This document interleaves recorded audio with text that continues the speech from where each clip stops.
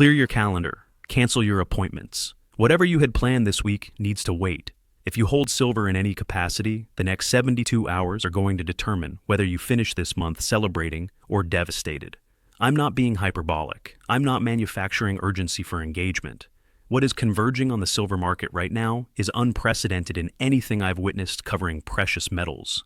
We just watched silver hit 121.64, then collapse 30% in a single trading session.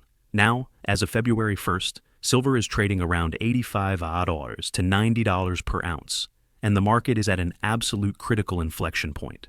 Multiple catalysts, multiple triggers, multiple forces colliding in a window measured in days, not weeks.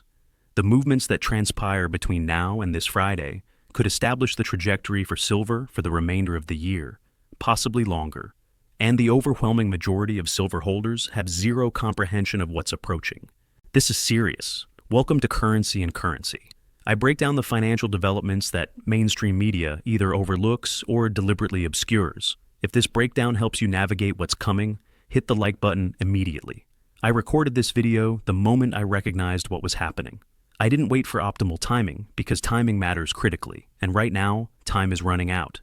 What I'm about to share with you is a convergence of events, data releases, technical levels, and market dynamics that are all impacting the silver market within the next few days. Any single one of these factors alone would be significant. All of them together creates a pressure point that could explode in either direction. By the end of this breakdown, you will understand exactly what is approaching, you will know what to monitor, and you will be positioned to make informed decisions before the moves happen, not after. What just happened? Before I explain what's coming, you need to comprehend what just transpired because it establishes the context. On Thursday, January 29th, 2026, silver hit an all-time record high of 191.64. The white metal had been on an unprecedented 9-month winning streak, up over 170% from the previous year. Euphoria was everywhere. Then, within 24 hours, everything changed. By Friday, January 30th, silver plunged over 30% in a single day to around $78 to $84. This was the worst single-day drop since March 1980. The crash was triggered by President Trump's nomination of Kevin Warsh as the next Federal Reserve chairman, which stabilized the dollar and sent precious metals tumbling. But here's what matters. That crash didn't resolve anything. It created more questions than answers. As of today, February 1st, silver is trading around $85 to $90.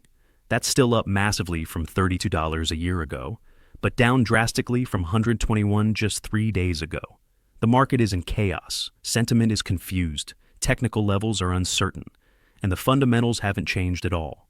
Industrial demand is still at record highs, supply deficits persist, COMEX inventories are critically low, China's export restrictions remain in place. Nothing about the underlying shortage changed when silver crashed 30%. The paper price moved violently, but the physical reality stayed exactly the same. That disconnect is about to be tested in the next few days. The convergence. Let me explain what makes the next few days critical by walking through each factor converging right now. Factor 1. Critical technical levels. Silver is sitting at the $85 to $90 range, make or break territory. If it holds above this level, the crash was panic selling that has stabilized. If it breaks below decisively, we could see another leg down towards $70 or lower. Major moving averages are converging here. Support and resistance from previous months are stacked at these exact levels. This is a battlefield where bulls and bears will fight for control. The next few days determine whether this holds or breaks. Factor 2. February. Jobs report on Friday, February 7th at 8:30 a.m. Eastern. The January employment report is one of the most important economic releases of the month. Markets expect moderate job growth, around 150,000 to 175,000 jobs added. But here's why this matters for silver. The jobs report directly impacts Fed policy expectations. Stronger jobs data supports a stronger dollar and delays rate cuts. Weaker jobs data revives rate cut expectations and weakens the dollar. Silver crashed when the dollar strengthened on the Warsh nomination. This single data release Friday morning could move silver 10% or more in either direction. Factor 3. March silver futures and options. Positioning. The March 2026 contract is where most action is concentrated. Traders are rolling from February into March, creating unusual dynamics. March options are seeing massive open interest accumulation. Both calls and puts are being bought aggressively, suggesting traders expect major volatility in either direction. The positioning changes reveal what smart money thinks is coming. Factor 4. Weekly commitment of traders. Report on Friday, February 7th at 3:30 p.m. Eastern, the same day as jobs. This shows how large commercial traders, manage money, and small speculators are positioned in silver futures. We're waiting to see if positioning changed dramatically since the crash. If commercial traders reduced shorts during the crash, they think the bottom is in. If they maintained or added shorts, they expect more downside. This data shows real positioning by players who move serious capital. Factor 5. COMEX inventory. Updates ongoing. This week. Daily inventory numbers are critical because we're watching post-crash flows. Did the crash trigger physical deliveries, or did it bring metal back into vaults? Recent pre-crash trends showed persistent drawdowns. 33.45 million ounces withdrawn in 7 days in early January. Total registered deliverable inventory sits at only 124 million ounces out of 140 million total. If withdrawals continue despite the crash, it confirms physical demand remains strong. If inventory builds, it challenges the supply squeeze narrative. Factor 6. Dealer premium behavior as real-time signal. Physical premiums are a real-time indicator of true demand. During the rally to $121, premiums spiked. After the crash to $78-$84, early reports suggest premiums stayed stubbornly high. One nosy Silver Eagles still command $6 to $8 over spot. 10 US bars are $3 to $5 over spot. If premiums stay high this week, it signals the crash was a paper market event not reflecting physical reality. If they compress, it signals broader selling pressure. These 6 factors are concentrated in the next few days, all hitting at once. That's the convergence. That's why the next few days matter more than usual. Why timing matters. Let me explain why this timing is critical, especially after what just happened. Markets move in bursts, long periods of consolidation followed by short periods of violent movement. We just experienced one of the most violent movements in silver history, a 30% crash in 24 hours. That wasn't normal volatility, that was a market break. And market breaks create opportunity, but only for those paying attention. Here's what typically happens after violent crashes. Scenario A, the dead cat, bounce fails. The market bounces slightly, traders think the worst is over, then another wave of selling hits and prices make new lows. Scenario B, the V-shaped recovery. The market finds a bottom quickly, panic sellers get exhausted, strong hands accumulate, and prices surge back within weeks. Scenario C, the multi-month grind. The market enters prolonged consolidation, chopping back and forth, frustrating everyone until a new catalyst emerges months later. The next few days will tell us which scenario we're in. If silver holds $85–90 through Friday's jobs report and shows strength, Scenario B becomes likely. If it breaks below decisively, Scenario A becomes likely. If it chops violently but ends near where it started, Scenario C becomes likely. Most of the gains or losses you experience will be determined in the next few days, not because fundamentals changed, but because the market is choosing which path to take. The probability of significant movement is highest right now, in the next 96 hours. Scenario breakdown. Let me walk you through the specific scenarios that could unfold and what each means for silver owners. Scenario 1. The recovery rally. Friday's jobs report comes in weaker than expected. The dollar weakens. Silver holds $85–90 support. COT report shows commercials covering shorts. COMEX inventories show continued withdrawals.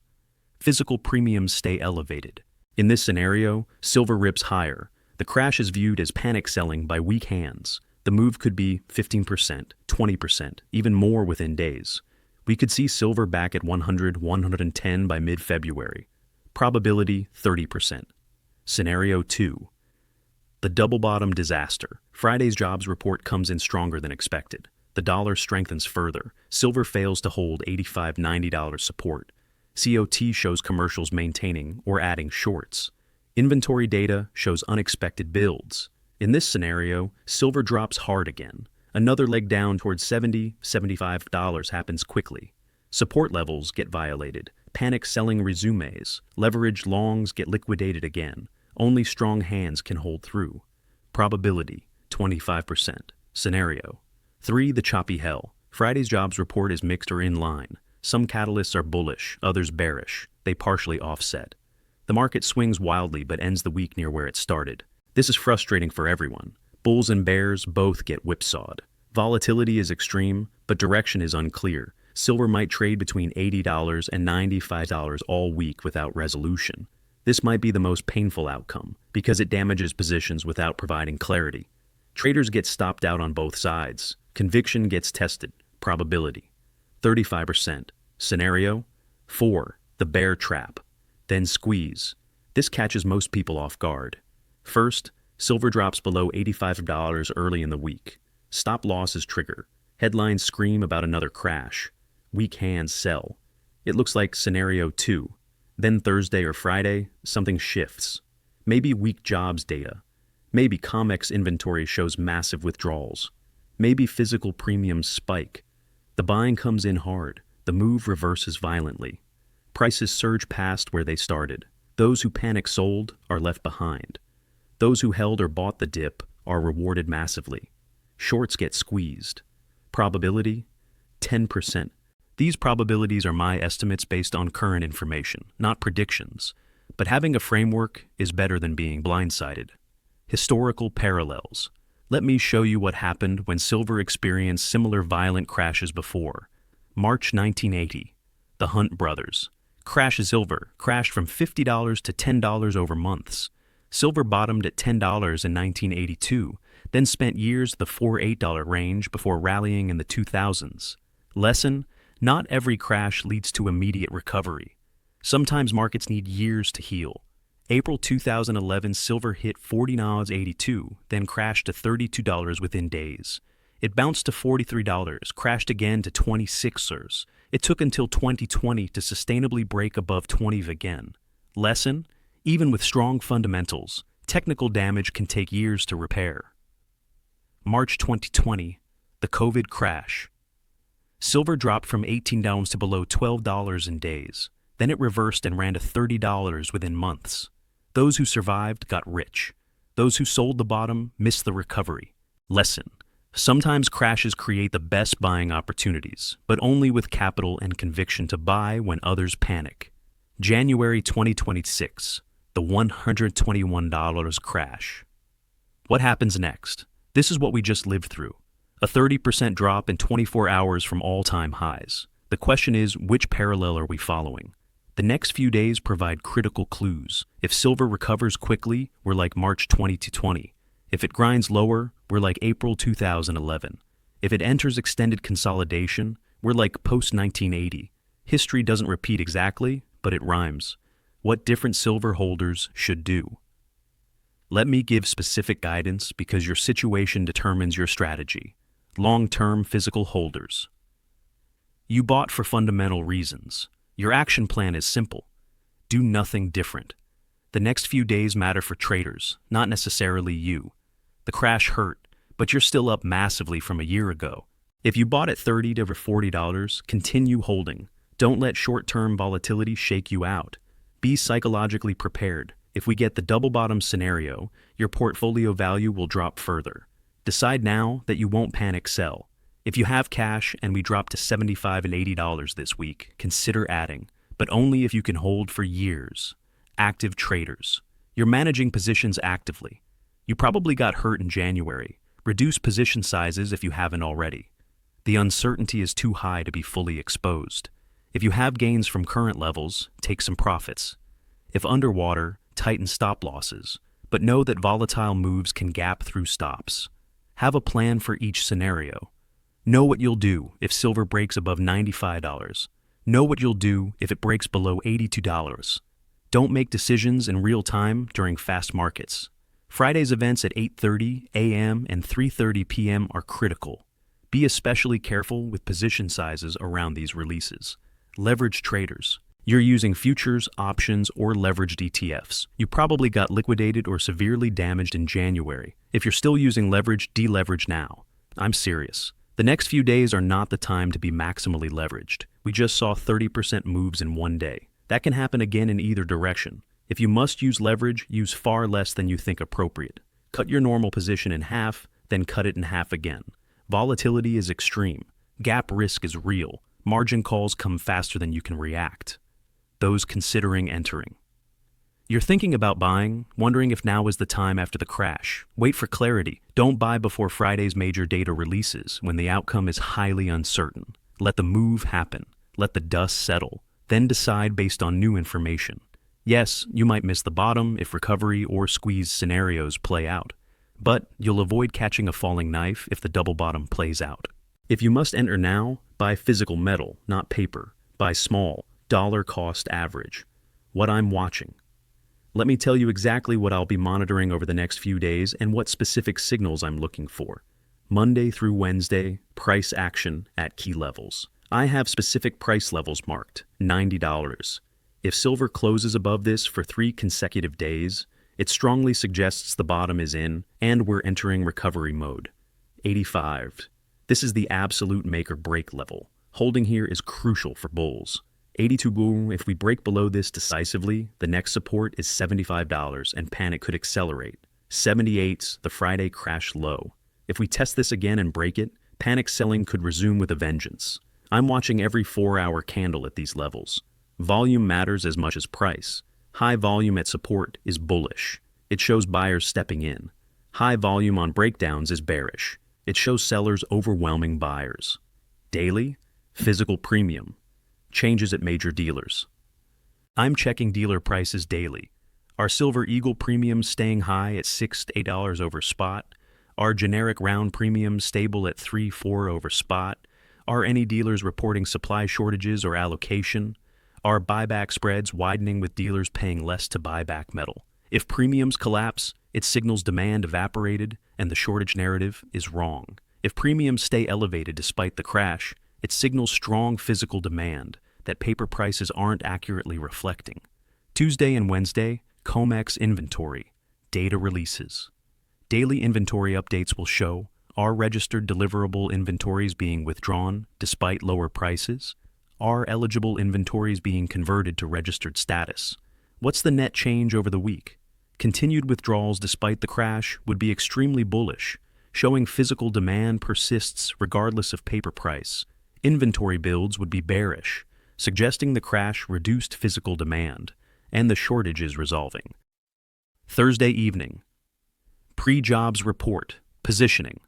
How is silver trading ahead of Friday's critical jobs report? Is it rallying in anticipation of weak data? Is it selling off in fear of strong data? Is it dead quiet, suggesting no one knows what's coming? The positioning into the event tells you what the market expects and how traders are positioned. Friday at 8:30 a.m. The jobs report. Reaction? I'll be watching. Headline payrolls number versus consensus expectations. Unemployment rate change from previous month. Average hourly earnings showing wage inflation pressures. Labor force participation rate trends. Revisions to previous months that could change the picture.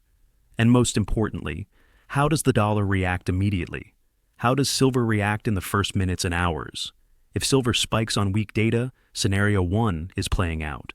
If silver crashes on strong data, scenario 2 is playing out.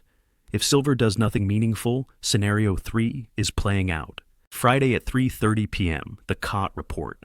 After the jobs report dust settles, we get the critical positioning data. Did commercials cover shorts during the crash? Did managed money liquidate longs? Did small speculators panic sell? What's the current net positioning across all categories? This tells us who owns silver now and what their conviction level is. It reveals whether smart money thinks the bottom is in or more downside is coming. I'll be more engaged with markets over the next few days than usual, not to trade impulsively, but to stay informed and vigilant. Information allows better decision-making. The psychological challenge. Let me prepare you for what the next few days will feel like, because the psychological challenge might be harder than the financial one. If you held through the January crash, you're already traumatized. You watched 30% of your position value disappear in one day. You're still processing that. Your confidence is shaken. Your conviction is being tested. Now, you have to watch the market potentially do it again this week, or rally back and make you wish you bought more at the lows. Either outcome is psychologically difficult. If you sold during the crash, you're dealing with regret. You panic sold at 78.84. Now, silver is 85.90. You might have sold the bottom. You're hoping for another crash to get back in lower. You're also terrified that the recovery rally leaves you behind. If you bought the dip, you're on edge. You thought you were getting a great deal at 80, 85s. Now you're not sure. If silver drops more, you'll feel stupid. If it rallies, you'll feel vindicated. The uncertainty is agonizing. Regardless of your position, the next few days will test you emotionally. Your brain will tell you to do something, to trade, to hedge, to exit, to add. These impulses will be strong. Here's my advice. Make your decisions before the moves happen. Decide now what you'll do in each scenario. Write it down if you have to. Then, when the emotions hit, you follow your pre-made plan instead of your real-time feelings. This is easier said than done. I know because I struggle with it too. But traders who let emotions drive decisions during volatile periods almost always regret it. The market is designed to transfer wealth from the emotional to the rational, from the impulsive to the disciplined, from the reactive to the prepared. Which side will you be on? My personal positioning. Let me be transparent about my own positioning. Going into this critical week, I hold physical silver that I'm not touching. This is my long-term position based on fundamental beliefs about the monetary system and industrial demand. The January crash hurt on paper, but my reasons for owning this metal haven't changed. I bought for years, not months. I took some profits during the rally between $100 and $120. I wish I had taken more, but I took some. That cash is now sitting ready to deploy if we get another extreme dip this week. I have no leverage positions, zero. The January crash proved beyond any doubt that leverage in this market is suicidal. I'd rather have a smaller position that I can hold forever than a larger position that could get liquidated in a single day. I'm emotionally prepared for continued volatility.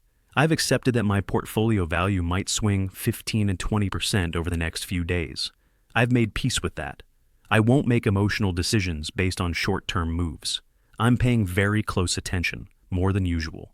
Checking prices multiple times per day, reading data releases as they come out, monitoring sentiment in real time, not obsessively, but consistently. My plan? If we get scenario 1, recovery rally, I'll add to my physical position on any pullbacks. If we get scenario 2, double bottom, I'll deploy significant capital at lower levels. If we get scenario 3, choppy hell, I'll wait patiently for clarity. This is not financial advice. This is transparency about my own approach. Your situation is different. Your risk tolerance is different. Make your own decisions, but make them consciously, not reactively. What happens after the convergence? Let me look beyond the next few days because the convergence will pass and we'll have new information. If scenario 1 plays out with a recovery rally, the path forward becomes clearer. Silver regains momentum. Confidence returns. The narrative shifts from crash to healthy correction. The challenge becomes avoiding greed and managing a winning position. The next targets would be 100, then 110, then back toward the January highs. If scenario 2 plays out with a double bottom, the challenge is different. Do you hold through more pain? Do you add to your position at lower prices? Do you cut losses and walk away? These are difficult decisions that require clear thinking. Remember, the fundamentals haven't changed.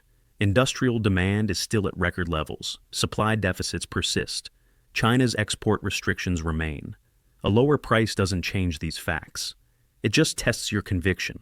If scenario 3 plays out with choppy hell, we wait for the next catalyst. The market needs more information before making its decision. Patience becomes the key virtue. The ability to do nothing while the market thrashes around becomes a competitive advantage.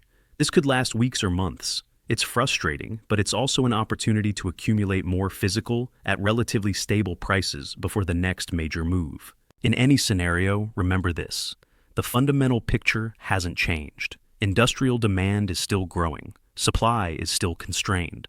The monetary system is still under stress. COMEX inventories are still critically low at only 124 million registered ounces. These factors persist regardless of what happens in the next few days. Short-term price action doesn't change long-term fundamentals, but short-term price action can change your ability to maintain positions if you're overexposed or overleveraged. That's why the next few days matter, not because they change the destination, but because they might determine whether you're still on the journey when the destination is reached. Final thoughts. We just witnessed one of the most violent moves in silver history. A 30% crash in 24 hours from all-time highs. The market is still processing what happened. Positions are still being adjusted. Sentiment is still confused. And now, less than a week later, we're heading into another convergence of major catalysts. Jobs report, COT data, technical levels, inventory updates, premium behavior. The next few days are a test of your conviction, a test of your preparation, a test of your emotional control. Markets are designed to transfer wealth from the impatient to the patient, from the unprepared to the prepared, from the emotional to the rational. The January crash transferred wealth violently, from leverage traders to cash holders, from weak hands to strong hands, from those who panicked to those who stayed calm. The next few days could do the same thing again, in either direction. Which side of that transfer will you be on? If you're prepared, if you have a plan, if you've managed your risk, if you know what you'll do in each scenario, you'll be positioned to benefit from whatever happens. If you're unprepared, if you're making it up as you go, if you're overexposed to one outcome, if you're letting emotions drive decisions, you're vulnerable. I can't tell you exactly what will happen. Nobody can. But I can tell you that something significant is likely to happen. The setup is too powerful. The catalysts are too concentrated. The technical levels are too important. The recent crash is too fresh. Pay attention, stay alert, be ready. The next few days matter, and now you know why. If this video helped you understand what's coming, hit the like button right now. It helps other silver owners find this warning before it's too late. Share this immediately with anyone you know who owns silver. They need to see this before the moves happen, not after. Drop a comment telling me your plan. What are you doing with your silver position over the next few days? Are you holding, reducing, adding? Did you survive the January crash? I read every comment and I want to know how you're approaching this. The convergence is coming, the moves are coming, the opportunity and the danger are both coming. Be on the right side. I'll see you in the next one. Stay sharp out there.